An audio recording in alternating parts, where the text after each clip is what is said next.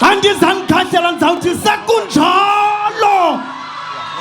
sekunjalo kaloku mawethu nazi ingcalangcala zobutyebi belizwe zizoluhlangula lilizwe ebe kaloku zona nto zanikwa ingqiko nembeko zathobela zebuya inkomo magwalandini ezizazimkenwa nongqawuse ndimvumelani kaloku mna ndityatyadule ndirhibele ndigwebe ngamakhalo nezaci ebe kaloku mna ndingqungqele egoqwena ndidlali ndintsinto abadala ngegama loo nto mna ndikoki andirhoki ndingqongqangqo emkholweni bhotani mzontsundu andiniva ndithi bhotani kaloku ze sikahintsa sikarharhabe sikapholo sikahintsa sikamalangabe sikatogwi ebe kaloku seyisesisizwe sikakho kaloku Deputy President xa bethi bakhahlela besithi zanelizwe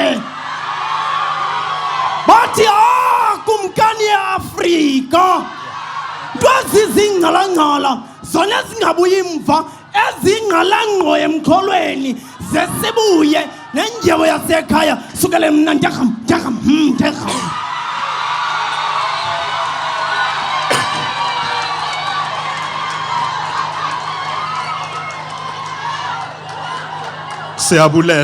Siyabulela kakhulu. Thank you very much, program directors, Honorable Minister of Sport, Arts and Culture, Mr. Gayton Mackenzie, and Deputy Minister Peace Mabe.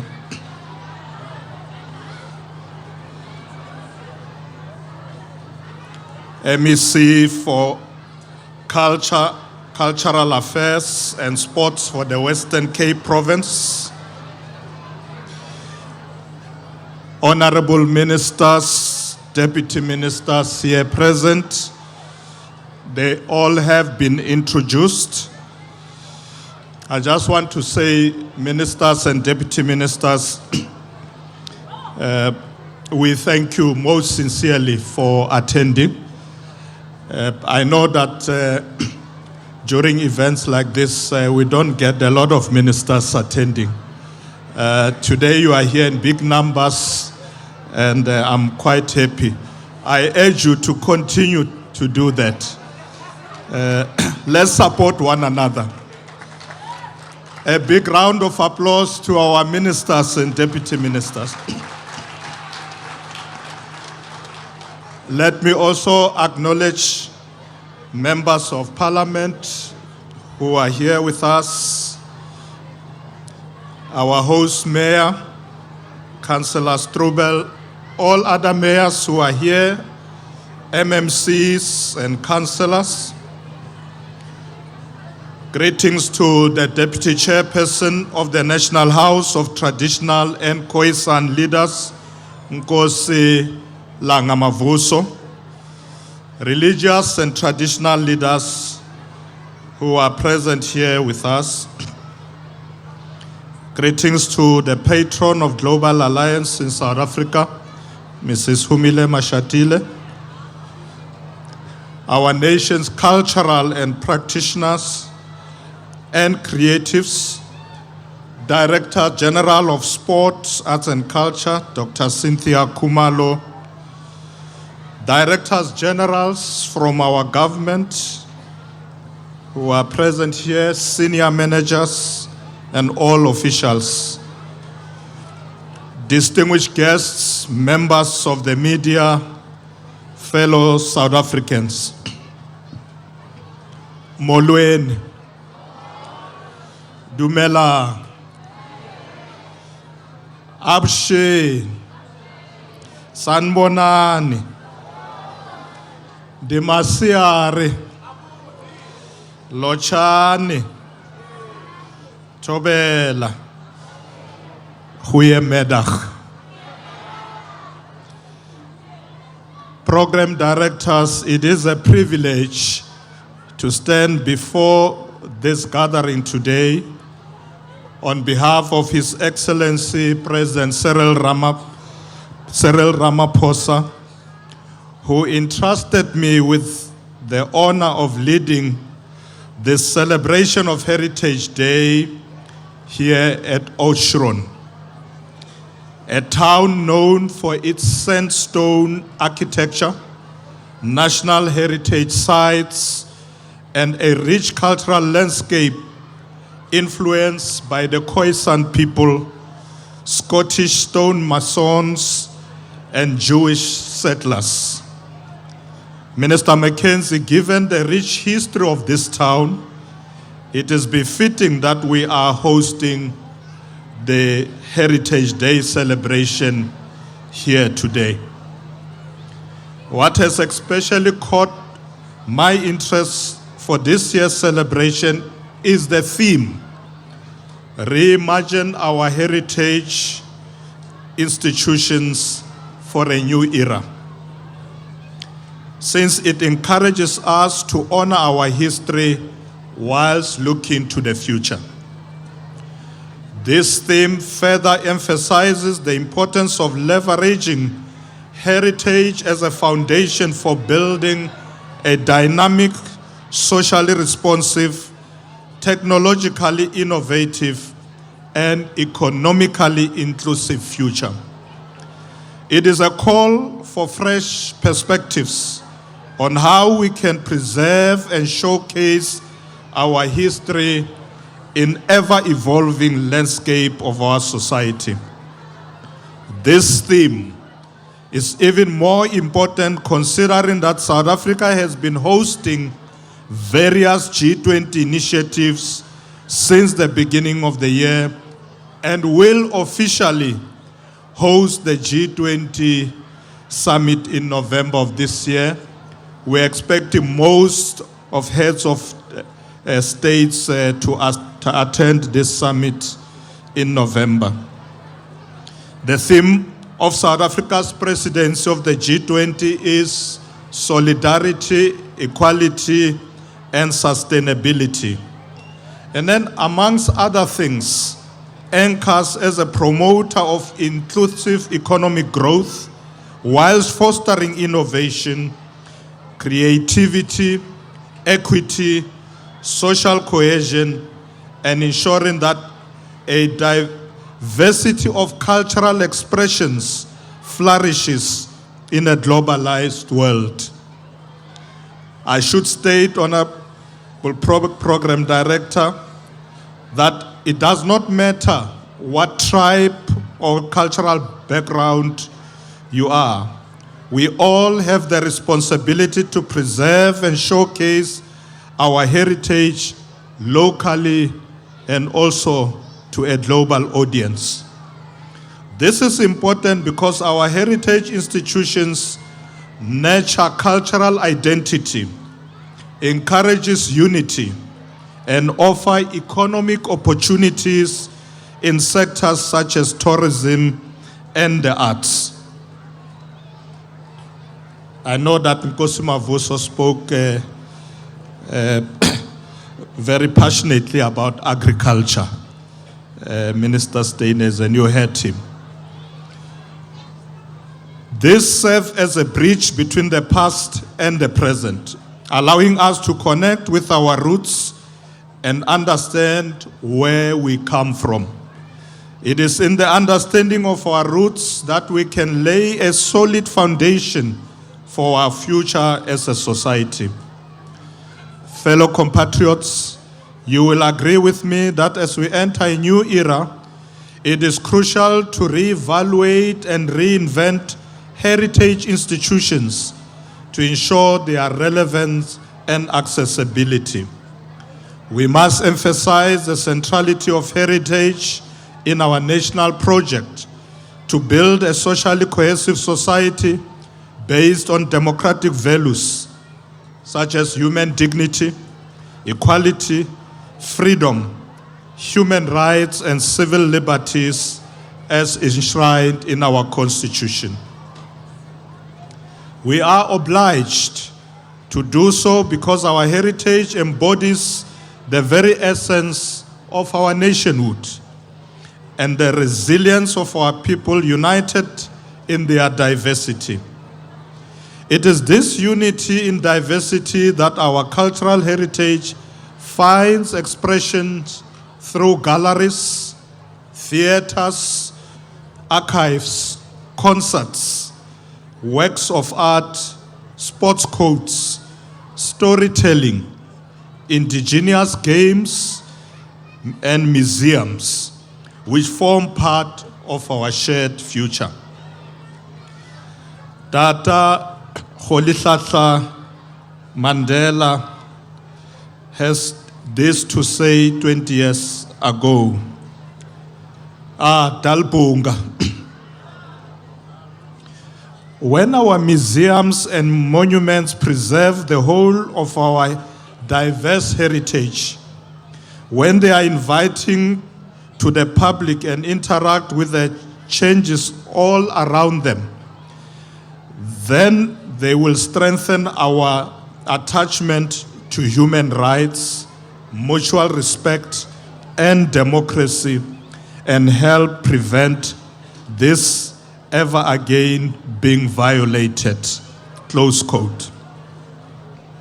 With these words, Tata Madiba accurately described the important role that museums and other historical institutions play in bringing about social change, encouraging active citizenship, and protecting the democratic principles that are enshrined in our Constitution.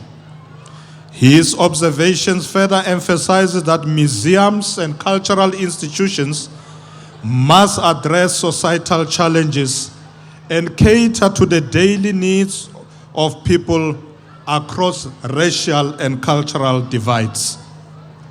Museums, monuments, and other heritage sites must become spaces of cultural diplomacy, inclusivity, intergenerational conversation, laboratories of creativity, and incubators of opportunities for our people, particularly the youth.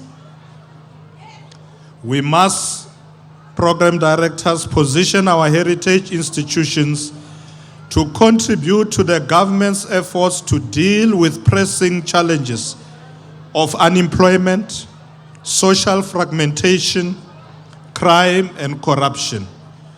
This can be achieved by empowering communities to challenge dominant narratives, providing secure spaces for dialogue and critical thinking.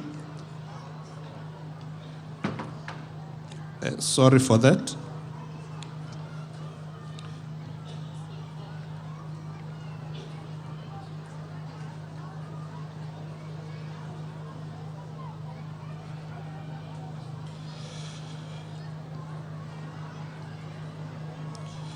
We must position our heritage institutions to contribute to the government's efforts to deal with pressing challenges of unemployment, social fragmentation, crime, and corruption. This can be achieved by empowering communities to challenge dominant narratives, providing secure spaces for dialogue and critical thinking, and preserving and reinterpreting marginalized histories. The heritage institutions may create a sense of collective memory, inspire resilience, and find new ways to solve current social challenges by adopting participatory approaches and focusing on people's resilience and lived experiences. Program directors, more importantly, we must work together as families, as communities, non-governmental organizations, business and government to fight the scourge of drugs and substance abuse, especially amongst young people. The rate of drug abuse amongst our children is a concern to our government. especially as it leads to stigmatization of young people into categories. As we all hear, some of them are called Amapara and other names. I call everyone to stand up and fight this demon that has engulfed our nation. It is our joint responsibility to combat alcohol and substance abuse and work together to eradicate similar practices within communities. Phansi ngama-drugs, phansi. Phansi ngama-drugs, phansi. Fellow compatriots, we must also work together to fight crime, racism, tribalism, gender-based violence, and femicide, including other anomalies that serve as a hindrance to our country's progress. Furthermore, we must embrace a radical perspective shift within our museums, one that reimagines these institutions so they may effectively respond to the sensibilities, aspirations, and challenges of the 21st century and beyond.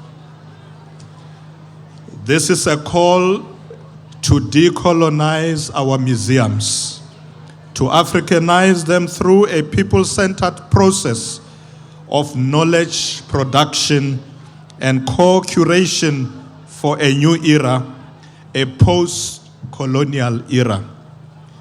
It is a moment for a strategic shift as heritage institutions worldwide are transforming into engines of development, aligning with the United Nations Sustainable Development Goals. This shift is also reflected in the National Development Plan Vision 2030, the revised white paper on arts, culture and heritage, the National Policy on Living Heritage, and also the Constitution. These frameworks acknowledge that heritage institutions must be people-centered, economically responsive, and technologically advanced while healing the divisions of the past. This task demands unity of purpose and collective action from all of us as a nation to construct a country that upholds human dignity and civil liberties, free from racism, sexism, and various forms of discrimination. We must take deliberate steps to fast-track transformational imperatives and address the urgent need to resolve and restore the dignity of the African people whose cultural heritage practices were disrupted and destroyed by colonialism and apartheid. Some of you present here can confirm that apartheid undermined African heritage by destroying community structures through forced removals, fragmenting families and ancestral lands, and establishing an inferior education system focused on Bantu education. It suppressed African cultures, enforced segregation, and promoted the derogatory use of the term Bantu to dehumanize Black Africans and erode their identity.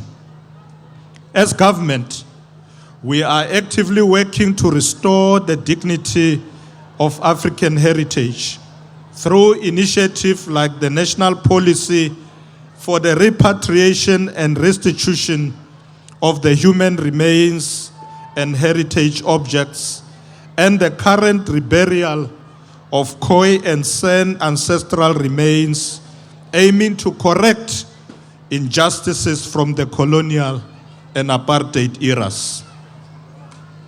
Program directors We are called upon to restore the erased histories of our heroes and heroines who died defending this beautiful land.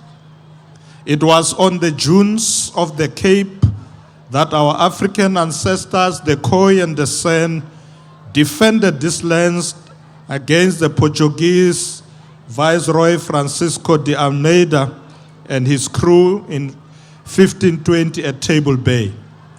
It was again in the same Cape that the Khoi and the San stood defiantly against Jan van Riebeeck in what became known as the Khoi-Dutch confrontation of 1659. We are reminded of the Eastern Cape Frontier Wars, which raged over a period of 100 years. History reminds us of the Battle of Ngome River in KwaZulu-Natal, the Bambata Rebellion of 1906, and many other courageous acts of standing against Western colonizing forces that took place across the length and breadth of our country in defense of our land and our heritage. We should also remember and teach the young ones about the wars waged by Sekhukhune of Bapedi tribe in the north, now Limpopo, or Limpopo province rather. These were a series of conflicts between the Bapedi people led by King Sekhukhune against the Boer-controlled Transvaal Republic, culminating in a final war against the British between 1878 and 1879. Sekhukhune was a determined leader who sought to maintain the independence of the Bapedi people against encroaching colonial powers. Program directors, these were not merely battles. They were forms of resistance that would later shape and determine the fate of the African child. Fellow compatriots, today we have an opportunity to pay tribute to the central role played by our traditional and Khoisan leaders, our kings and queens in the defense of our beautiful land and the safeguarding of our heritage. Throughout history, they have stood as custodians of culture, identity, and memory, ensuring that the wisdom of our ancestors is preserved and passed on to future generations. Their leadership has not only safeguarded our territories, but also fostered the values of unity, dignity, and resilience amongst our people. Today, as we chart the path towards a more cohesive and inclusive society, we draw inspiration from their enduring legacy and acknowledge their invaluable contribution to the preservation of our heritage as a whole, as we continue to build a non-racial, non-sexist, united and democratic South Africa. Program Director, some of our traditional and Khoisan leaders who fought fearlessly in these wars were beheaded. Their skeletal remains collected as trophies and shipped out of the country to museums across Euro-Western countries. To this day, some of these sacred human remains of our worthy ancestors remain locked away as prisoners of so-called science in museum cupboards across the world, still awaiting their rightful repatriation. We are happy, Minister Mackenzie, that you have been speeding up this process. In this regard, I am reminded of the remains of Sarah Bartman that were returned from France in 2002. Her remains were repatriated to symbolize an end to colonial exploitation and the restoration of the dignity of Black African women. Through our repatriation and restitution program, we've begun identify institutions across the world where some of these sacred human remains are located, awaiting their return. Today, we also pay tribute to our living human treasures who are vital to the transmission of heritage, serving as custodians of knowledge, skills, and cultural practices. They guide our communities, enrich cultural experiences, and educate society on the enduring value of arts and culture. In particular, today, we honor Dr. Oma Katrina Isau, the last remaining fluent speaker of the critical endangered Ngu language, and one of South Africa's revered living human treasures. We are happy that she is here with us today. Thank you very much for being with us today.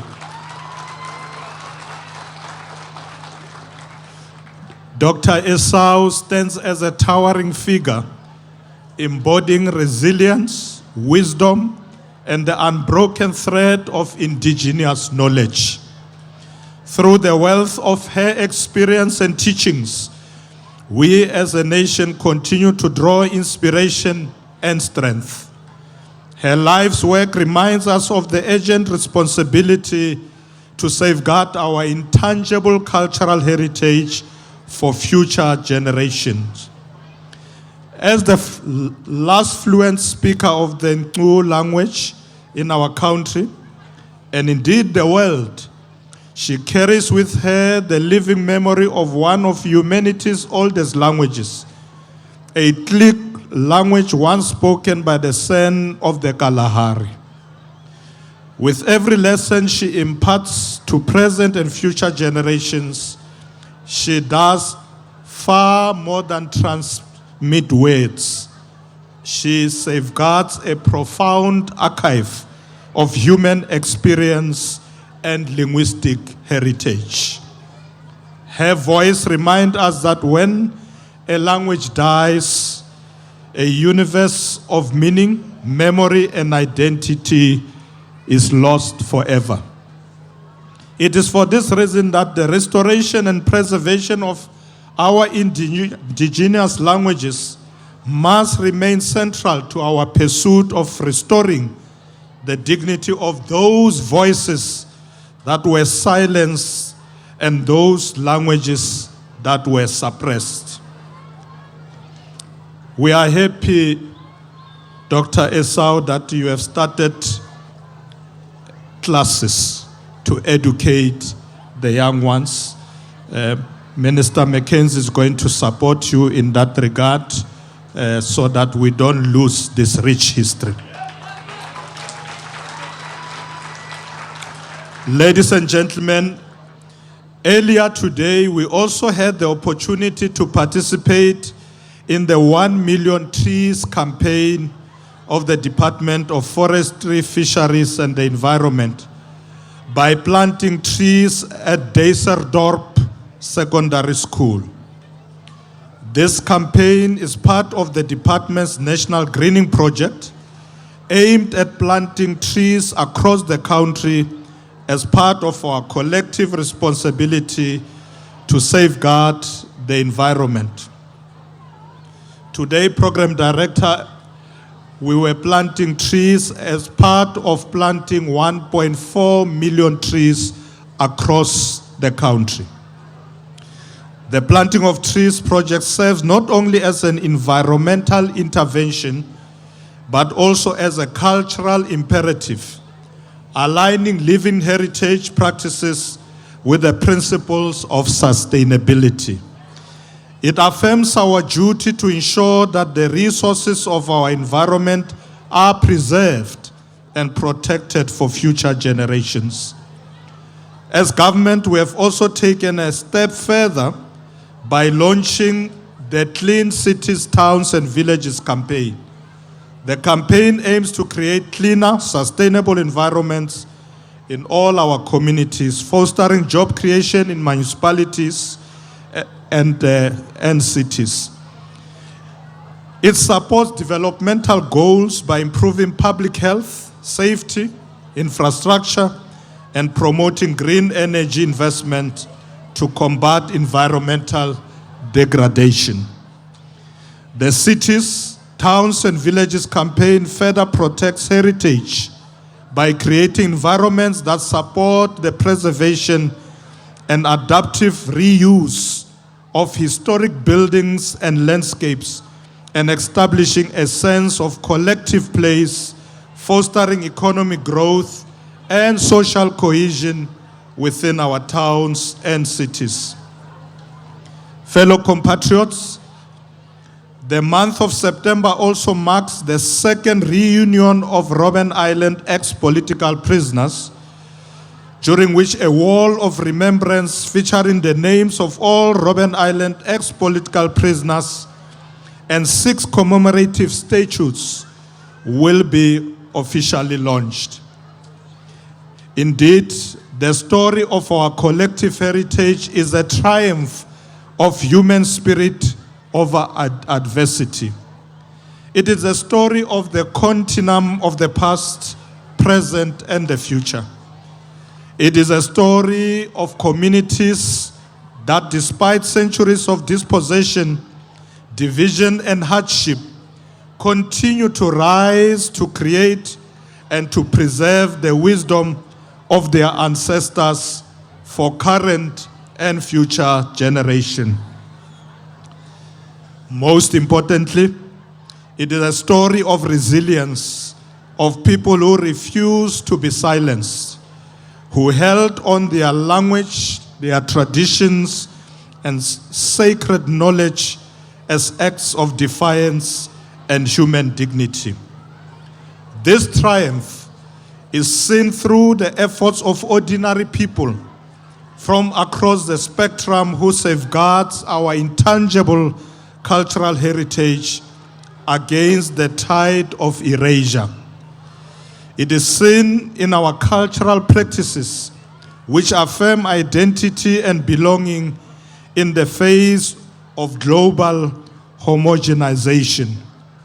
It is seen in our collective commitment to reimagine heritage as a force of unity, healing, and cultural diplomacy. As part of our efforts to come together as a nation with a shared goal of mending the scars of the past and addressing the deeply ingrained social and economic difficulties that the country faces, the President has initiated a national dialogue that is open to all people. The national dialogue is a citizen-led process and is an opportunity for all South Africans to confront uncomfortable truth about our democracy and reimagine a shared future for South Africa when no one is left behind. The dialogue is a crucial platform for all voices, regardless of age, location, race, class, or culture, to shape the future of our democracy through meaningful, inclusive dialogue. Since the early 90s, South Africa has relied on such dialogues for conflict resolution and shaping our future. You will recall the Convention for a Democratic South Africa and also the Truth and Reconciliation Commission as examples. We urge everyone to engage in this process because as South Africans with diverse lived experiences, we each have a vital role in building the nation we hope for. As we celebrate our heritage, may this moment serve as a time of activation. Let it be an opportunity to reimagine our heritage institutions, not as remnants of a past era, but as beacons of possibility in a changing and globalizing world. Together, let us turn memory into momentum and heritage into hope for a new era of bold imaginings. Our collective responsibility is to draw pride and joy from our diverse cultures and heritage. Let us recognize and embrace each other while celebrating our shared destiny and the rich tapestry of our country's history, culture, and heritage. The duty lies with parents, community leaders, activists, teachers, and all change agents to proactively educate and inform the youth about our past and its significance in shaping the future. Promoting family values strengthen individuals and communities by providing ethical guidance, fostering social skills like empathy and communication, and creating a sense of belonging.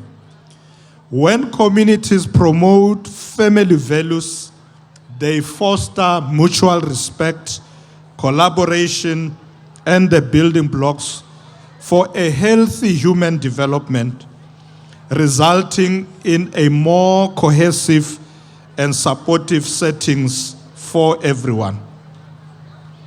We must, program directors, also recognize and appreciate the contribution of partners in the social cohesion and nation-building journey, such as the Moral Regeneration Movement, the MRM, who promotes positive values through the Charter of Positive Values.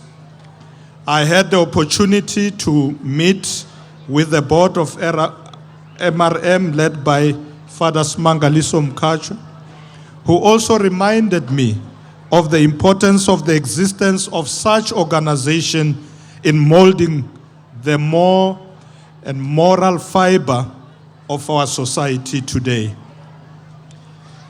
The MRM Charter, for example, provides a framework designed to tackle social issues and facilitate moral renewal by advocating for principles such as human dignity, equality, non-racialism, non-sexism, honesty, and family values, aiming to establish a fair and inclusive society which remain crucial to the holistic development of our nation. In conclusion, program directors, this is but one example of the many organizations that are determined to make a difference and bring change that we as government and other sectors need to support. I therefore call upon all South Africans to reimagine our history and heritage, particularly our heritage institutions, for the new era, so that they may continue to add value to human development and serve generations to come. I wish all South Africans across the length and breadth of our nation, across the continent, and throughout the diaspora, a wonderful, wonderful Heritage Day.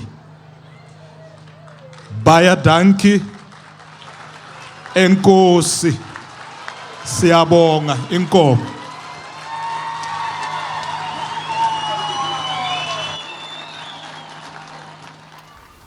Right, live visuals there from Oudtshoorn at the official Heritage Day celebrations. Acting President Paul Mashatile delivering the keynote address there.